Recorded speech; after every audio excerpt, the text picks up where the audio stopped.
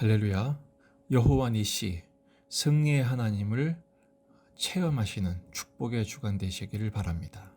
오늘 말씀은 사무엘상 17장 31절에서 40절입니다. 어떤 사람이 다윗이 한 말을 듣고 그것을 사울에게 전하였으므로 사울이 다윗을 부른지라. 다윗이 사울에게 말하되 그로 말미암아 사람이 낙담하지 말 것이라. 주의 종이 가서 저 블레셋 사람과 싸우리이다 하니 사울이 다윗에게 이르되 내가 가서 저 블레셋 사람과 싸울 수 없으리니 너는 소년이요 그는 어려서부터 용사임이니라.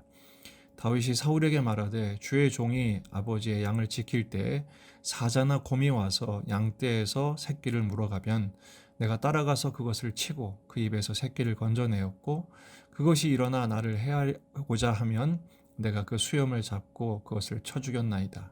주의 종이 사자와 곰도 쳤은즉 살아계신 하나님의 군대를 모욕한 이 할례받지 않은 블레셋 사람이리이까. 그가 그 짐승의 하나와 같이 되리이다. 또 다윗이 이르되 여호와께서 나를 사자의 발톱과 곰의 발톱에서 건져내셨은즉 나를 이 블레셋 사람의 손에서도 건져내시리이다. 사울이 다윗에게 이르되 가라, 여호와께서 너와 함께 계시기를 원하노라. 이에 사울이 자기 군복을 다윗에게 입히고 노투구를 그의 머리에 씌우고 또 그에게 갑옷을 입히매 다윗이 칼을 군복 위에 차고는 익숙하지 못하므로 시험적으로 걸어보다가 사울에게 말하되 익숙하지 못하니 이것을 입고 가지 못하겠나이다 하고 곧 벗고 손에 막대기를 가지고 시내에서 매끄러운 돌 5을 골라서 자기 목자의 제구 곧 주머니에 넣고 손에 물매를 가지고 블레셋 사람에게로 나아가니라. 아멘. 본문에 계시된 주님은 어떤 분이신가? 일상의 은혜로도 큰 용기를 주십니다. 다윗은 골리앗과 일전을 하기 전에 먼저 큰형 엘리압하고 붙죠. 지난주 금요일날 묵상한 것처럼 형 엘리압이 다윗에게 노를 바랍니다. 자존심이 발동한 것이죠. 두 번째는 오늘 사울과 일전을 벌입니다. 사울의 잘못된 세계관과 다윗의 믿음의 세계관이 충돌하는 것이죠. 32절을 보면 다윗이 골리앗 때문에 낙담하지 마십시오. 종이 가서 저 블레셋인과 싸우겠습니다. 그럽니다. 그러자 사울이 33절 내가 저 블레셋 사람과 싸울 수는 없다. 너는 소년이고 그는 어려서부터 용사다. 비교하죠. 사울은 여전히 외모로 판단하고 외적인 기준으로 지금 다윗을 얕보고 있는 것입니다. 하지만 다윗은 믿음의 경험을 갖고 있었습니다. 어떻게 다윗이 이렇게 담대할 수 있었을까? 34절을 보면 다윗이 사자와 곰이 양떼 새끼를 물어가면 따라가서 치고 건져내고 헤아려 하면 수염을 잡고 쳐 죽였습니다. 제가 사자와 곰도 쳤는데 살아계신 하나님의 군대를 모욕한 이 할례받지 않은 사람을 가만두겠습니까? 그 짐승처럼 될 겁니다. 라고 자신의 체험을 근거로 해서 고백하죠. 또 그 고백이 놀라운 것은 그 사자의 발톱과 곰의 발톱에서 하나님이 건져내셨다는 거예요.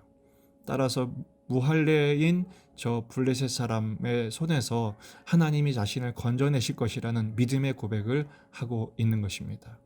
그때 사울이 항복을 하죠. 그래 가라, 하나님이 함께 하실 것이다. 축복을 합니다. 다윗은요, 평상시에 광야에서 도우셨던 하나님에 대한 체험적인 신앙이 있었습니다. 그 하나님을 절대 신뢰했죠. 그리고 이 신뢰는 성령 하나님께서 감동하신 결과입니다. 그리고 나서 사울이 또 한 번 다윗하고 부딪히게 됩니다. 그게 뭐냐? 사울이 자기의 무장을 다윗에게 시킵니다. 왕의 군복, 투구, 갑옷, 칼을 주죠. 이 무기들은 사울의 전쟁에서 승리했던 관록이 묻어있던 칼입니다. 그 이스라엘 전체에서 2개밖에 없었던 칼 중에 하나죠. 사울은 지금 과거의 우상화를 시도하고 있습니다. 하지만 과거는 배움의 기회일 뿐 오늘의 절대가 될 수 없습니다. 다윗이요, 직접 해보니까 어떻습니까? 익숙하지 않거든요. 맞지도 않을 뿐 아니라 써본 적이 없어요.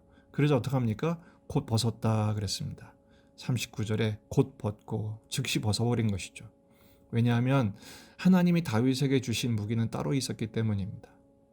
그렇게 대단해 보이지 않았지만 평소에 하나님이 함께 하신 체험의 돌이 그에게는 무기였습니다. 그 40절을 보면 손에는 막대기, 시내의 돌 5개를 구하고 물매로 출정을 합니다. 가만히 보면 무기라고 할 수도 없는 것입니다. 하지만 다윗은 분수에 안 맞는 무기 대신에 오직 하나님을 향한 절대 신뢰와 평소에 주셨던 그 은혜를 체험했던 돌을 자신의 무기로 삼았습니다. 5개도 많았죠. 1개밖에 쓰지 못했으니까요. 오늘 말씀을 몇 가지로 정리해 봅니다. 첫째, 광야에서 다윗을 건져주셨던 것처럼 나도 오늘의 인생 광야에서 건져주시는 은혜가 있음을 기대하자는 것입니다. 눈에 보이는 크기로 낙심하지 마십시다. 사울처럼 다윗을 평가절하하는 그런 과거의 신앙의 멈춰를 버릴 수 있어야 합니다. 두 번째는 오늘의 사자와 곰도 이기게 하심을 확신해야 합니다. 하나님은 다윗에게 주신 다윗의 무기가 있었습니다. 가장 초라했죠. 하지만 가장 강력했습니다. 우리는 어쩌면 사울의 갑옷, 사울의 칼, 사울의 투구를 부러워하고 있지는 않습니까?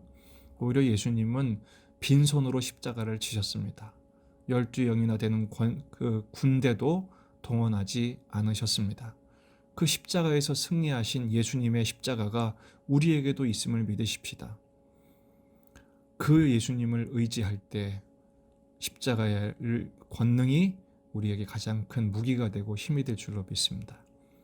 여호수아 1장 7절에서 9절 오직 강하고 극히 담대하여 나의 종 모세가 내게 명령한 그 율법을 다 지켜 행하고 우로나 저로나 치우치지 말라. 그리하면 어디로 가든지 형통하리니 이 율법책을 내 입에서 떠나지 말게 하며 주야로 그것을 묵상하여 그 안에 기록된 대로 다 지켜 행하라.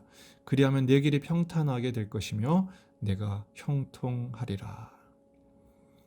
오늘 말씀의 적용은 내 손의 돌과 막대기, 물매는 무엇인가를 살피는 것입니다.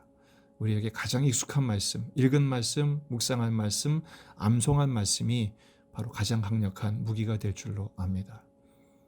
다윗의 일상의 은혜가 강력한 대적 골리앗도 이기는 은혜로 이어졌던 것처럼 오늘 일상의 부르심의 자리, 살아가게 하시는 자리가 그 하나님의 은혜를 경험하는 놀라운 축복의 자리가 될 줄로 믿습니다.